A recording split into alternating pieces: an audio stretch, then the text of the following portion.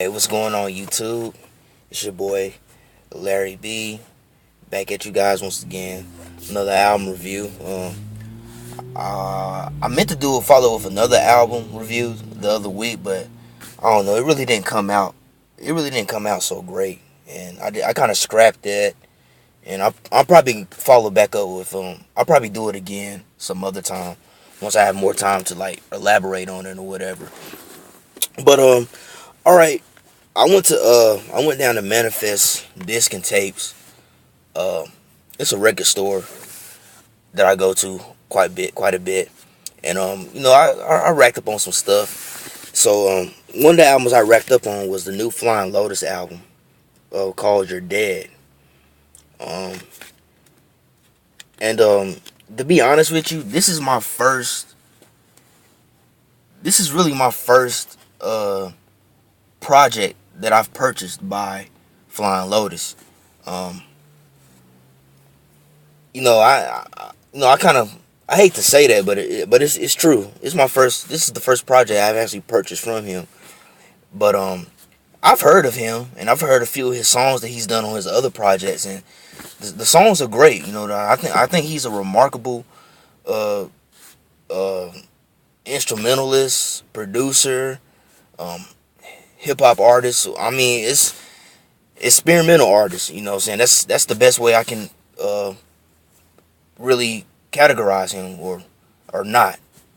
I don't know. I let's just say he's experimental. His style is very experimental. So I pretty much bought this project on a whim. I was in the record store and I was looking around, and I saw this under the new releases, and the cover really just, I don't know, the cover art just really like spoke out to me, man. Like, I really dig the cover art. And I was kind of questioning it at first. I was like, well, you really don't listen to Flying Lotus that much. You're not that familiar with his music. I mean, you know what type of artist he is, and I know you would dig it, but you haven't heard this album before purchasing it. You don't. I mean, you might not like it. You might be disappointed. But after spending like a few hours walking around, checking out other things, I decided to say, you know what the hell, I'm gonna take a chance and I'm just gonna buy it. So I did. I went home, listened to it, plus my other albums that I bought, and what I can say is I was pleased. I was pleased with what I heard. Um, I mean, honestly, I got what I expected.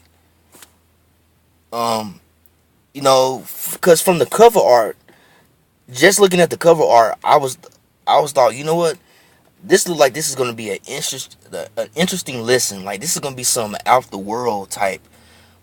It's gonna be kind of out of this world type of very experimental stuff, man. And I was really satisfied with it from the first track. I dug it, and it's very experimental. I don't know if this will be everybody's cup of tea, but it's just that here recently I've been listening to a lot of experimental artists, and and that was probably the inspiration I had to wanting to buy this. Because of that, I wanted to get something that was like experimental, because that's part of what I'm into right now. And I dug it. I really dug it, man. I really dug the jazz fusion elements and the electronic elements he had in here. I just really dug the project, man. It's really great. Um, like I said, this is my first time purchasing a Flying Lotus project, and you know, and yes, I am really late to the game, because I think he's been dropping stuff since what, like the early or mid 2000s. So yes, I am a bit late to the game, but hey, you know what they say, better late than never. But I have really enjoyed this project so far. It's I watched an interview from Anthony Fantano, or the Needle Drop guy, and he even enjoyed the project.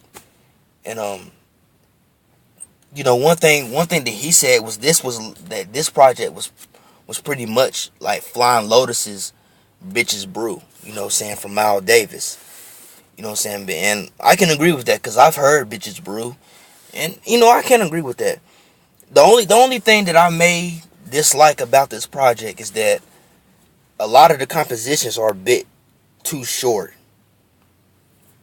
You know what I'm saying? It's like pretty much what Anthony Fantano said, like right when you're starting to like right when the music is starting to get to a place where you kind of see where he's going with the compositions, it's ending, it's coming to a close. And that's my only flaw that I have with the album. That I wish that the songs could have been a lot longer. But at the same time, it's still an enjoyable listen. You know what I'm saying? It's not something that really turns me off too much.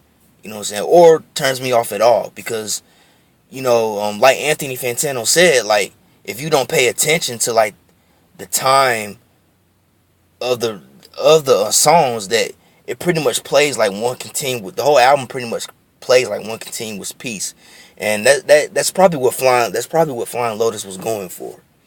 But this is definitely a dope record.